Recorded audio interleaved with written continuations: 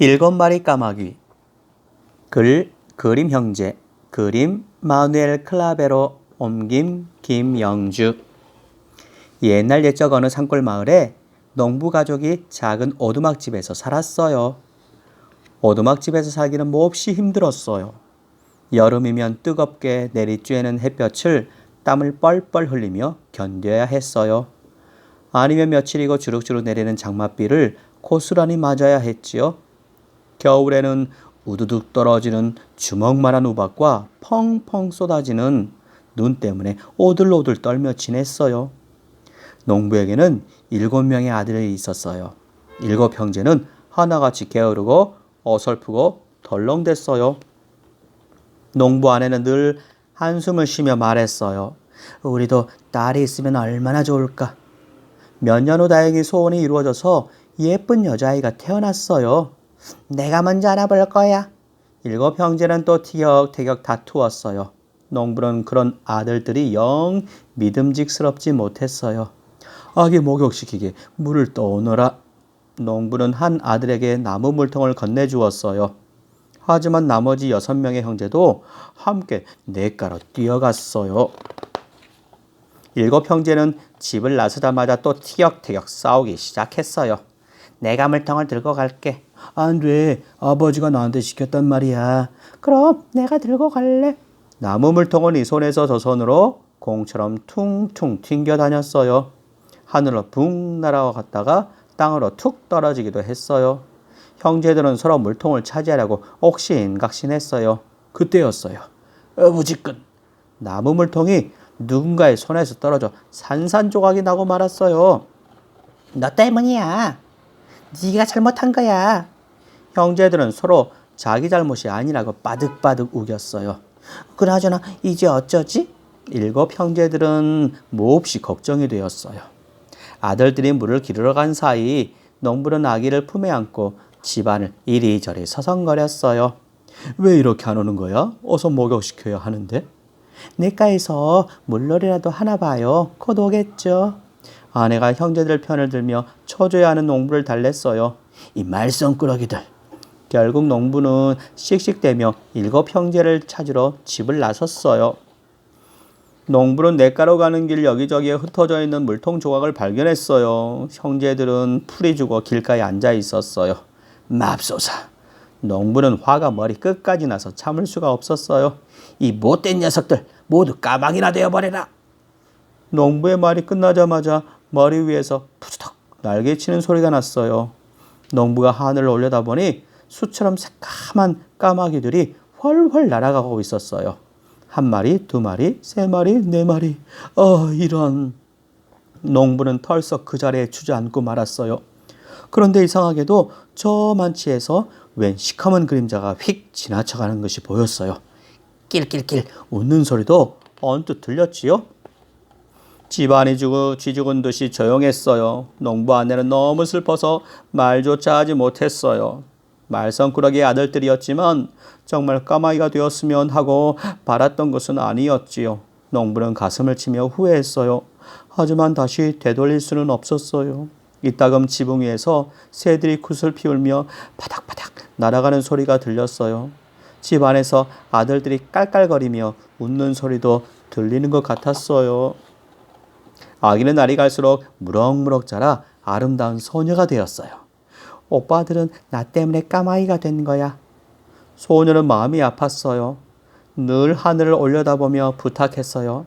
별님, 오빠들이 어디에 있는지 알려주세요. 어느 날 새벽이었어요.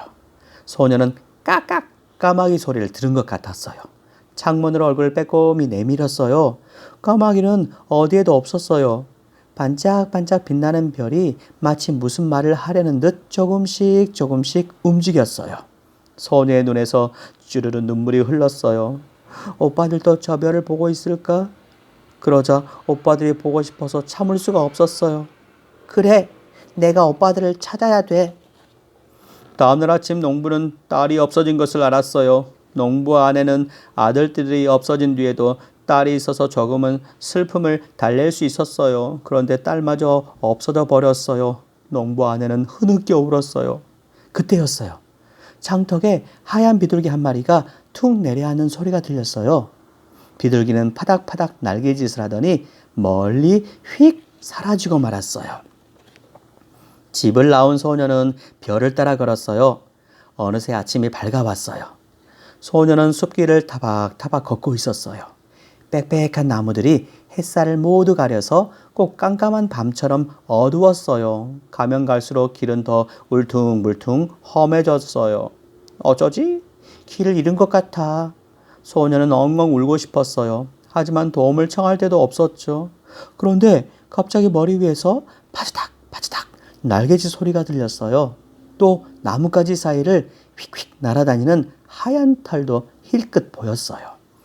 내가 널 도와줄게. 그러니 포기하지 마. 높다란 나무 위에서 하얀 비둘기가 말했어요.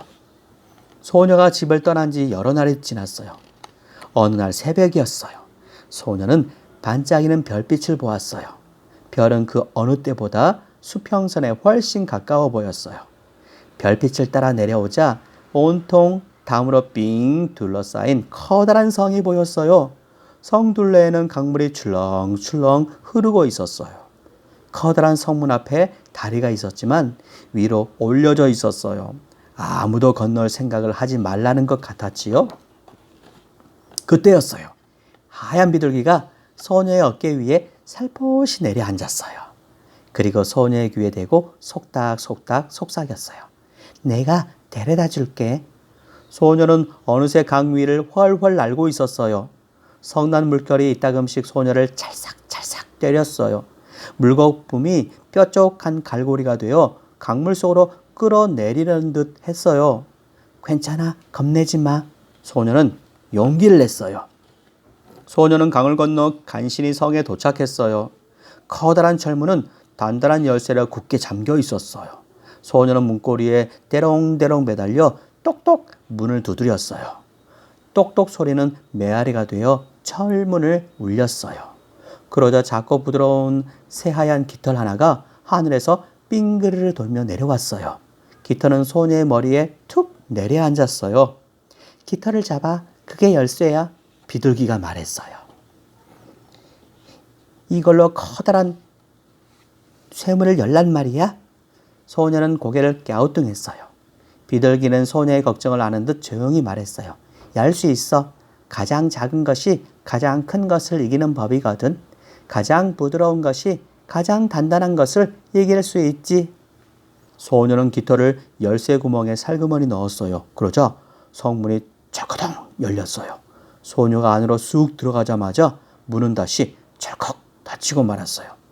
깍깍! 성 안에는 까마귀들이 날아다녔어요. 하나, 둘, 셋, 넷, 다섯, 여섯, 7마리네. 소녀는 기뻐서 소리를 질렀어요. 오빠들이야. 깔깔깔깔. 갑자기 기분 나쁜 웃음소리가 들렸어요. 소녀와 7마리의 까마귀는 입을 꾹 다물었어요. 마법의 성에 온 걸 환영한다. 소녀는 화들짝 놀랐어요. 눈앞에는 엄청나게 크고 무시무시한 입을 가진 마법사가 서 있었어요. 소녀는 겁이 났지만 꾹 참고 또랑또랑한 목소리로 말했어요. 오빠들을 돌려줘. 그건 절대 안 돼. 너나 네 오빠들이나 여기서 한 발짝도 못 나가. 저 성문은 앞으로 절대 열리지 않을 거야. 마법사는 낄낄거리며 소녀에게 슬금슬금 다가왔어요. 소녀를 꿀꺽 삼키어버릴 듯 했어요. 그때였어요. 소녀가 쥐고 있던 보들보들한 깃털이 마법사의 코를 살랑살랑 간지렸어요. 에취! 마법사는 큰 소리로 재채기를 했어요. 우르르 쾅쾅! 천둥이 치는 것 같았죠?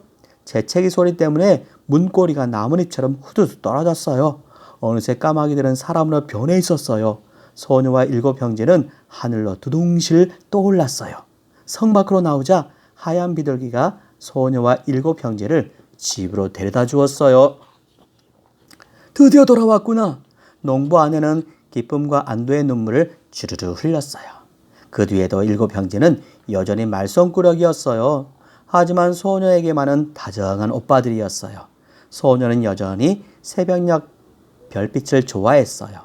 하얀 비둘기가 날아오면 제잘제잘 밀린 수다도 떨고 소곤소곤 비밀 이야기도 했지요. 농부 가족은 모두 행복하게 살았답니다.